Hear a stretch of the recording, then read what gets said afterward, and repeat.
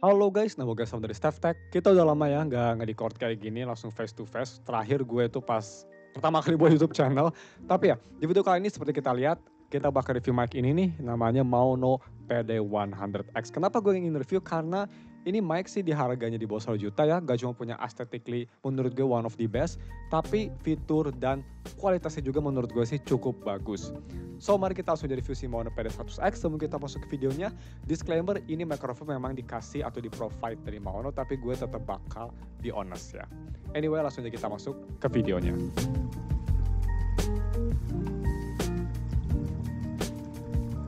Oke, yang pertama seperti biasa kita langsung bahas harganya sendiri. Tadi gue udah bilang harganya di bawah 1 juta, lebih tepatnya ini di sekitar 800 ribuan, 880 ribu lah. Kalau pakai diskon pasti bakal bisa turun ya pakai promo.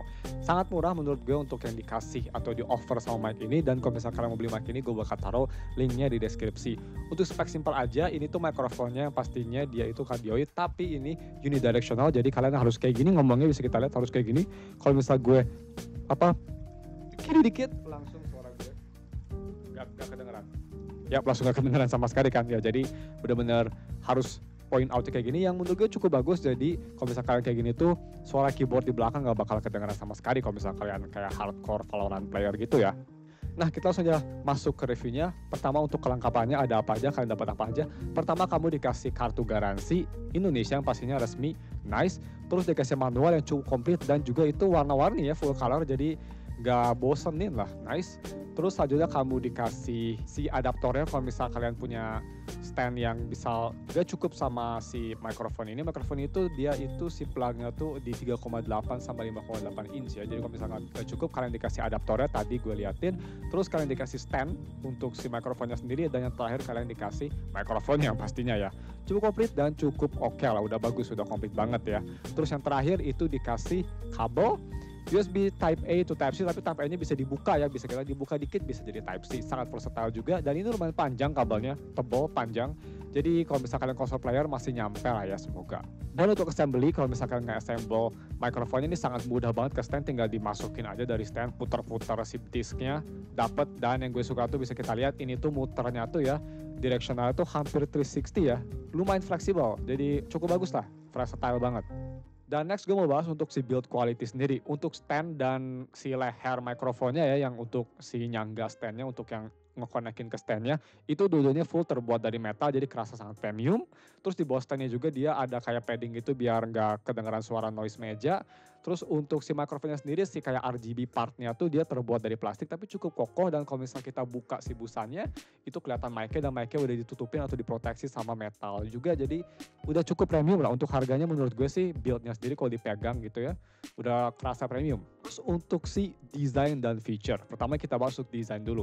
Desain sendiri sih gue suka dibanding sama mikrofon-mikrofon lain di harga yang sama kayak merek Razer atau merek HyperX. Ini menurut gue paling keren ya, paling aesthetically pleasing, paling besar juga, pasti kelihatan kok, kelihatan elegan. Terus untuk fitur sendiri, kalau misalnya kita lihat si pantatnya mikrofon ini, kalian dikasih port XLR juga ternyata, jadi sangat komplit ya, ada port XLR. Di situ di atas sekarang ada USB Type-C port, dan di kiri itu ada headphone jack. Kalau misalnya kalian mau nge-monitor si mikrofon atau mau ngedengerin audio directly from the microphone desktopnya. Dan kalau misalnya kita ke atas, di situ ada button yang ini 2-in-1 button untuk volume knob, tapi 2-in-1 button itu kalau misalnya kalian pencet bisa berubah untuk ngontrol volume media. Kalau misalnya warna biru, dan volume mikrofon kalau misalnya warna putih. Kalau misalnya kita ke atas, di situ ada capacitive button untuk mute mikrofon, dipencet langsung berubah tuh si LED indikatornya jadi merah.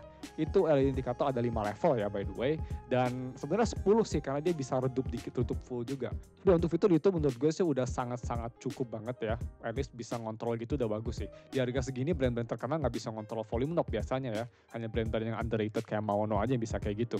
Selanjutnya gue mau bahas untuk si link app-nya sendiri. Jadi kalian bisa pakai aplikasi untuk nge-customize mikrofon ini lebih deep lagi, nice, dan aplikasinya juga lumayan polish. Jadi ya kita langsung aja lihat aplikasinya seperti apa.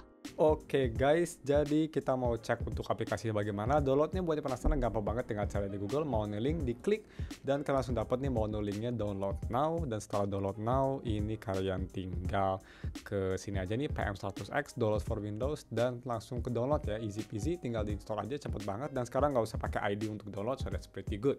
Nah, yang gue mau bahas yaitu ya dari si aplikasi Maono-nya sendiri ya. Gue bisa bilang sangat simple banget, tapi polish dan udah ada semua.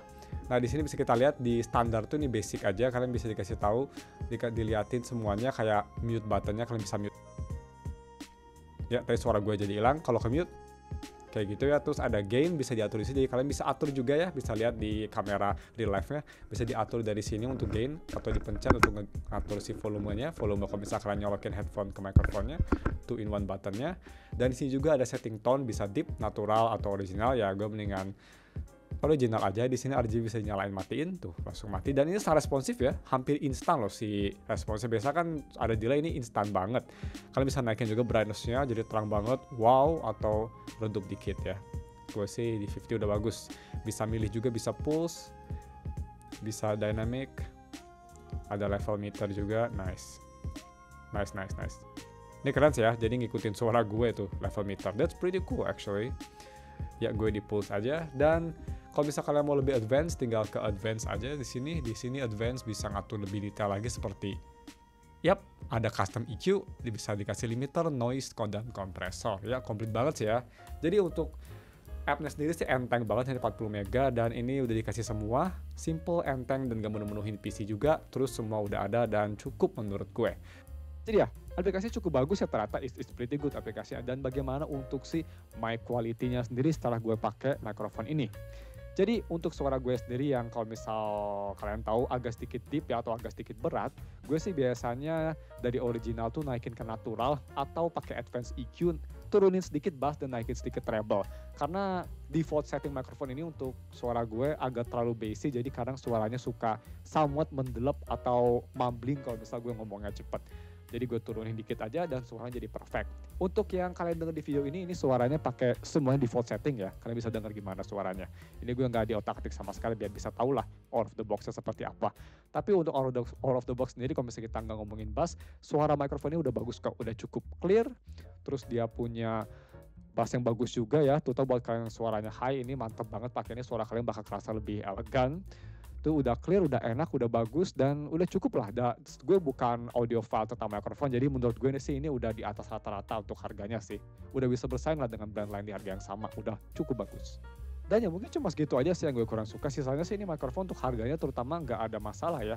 Sistemnya robust, semuanya bagus, kualitasnya oke, RGB-nya mantep gitu ya, customisasinya. Mikrofon juga cepet banget nih, si mute-nya gampang banget, ada shortcut button, semuanya sih oke ya. Udah bagus banget. Jadi untuk konklusinya yang pastinya gue rekomen mikrofon ini di harga 1 juta di bawah. Jadi 800 ribuan ya. Dan kalau misalnya kalian beli mikrofon ini, gue bakal taruh linknya di deskripsi.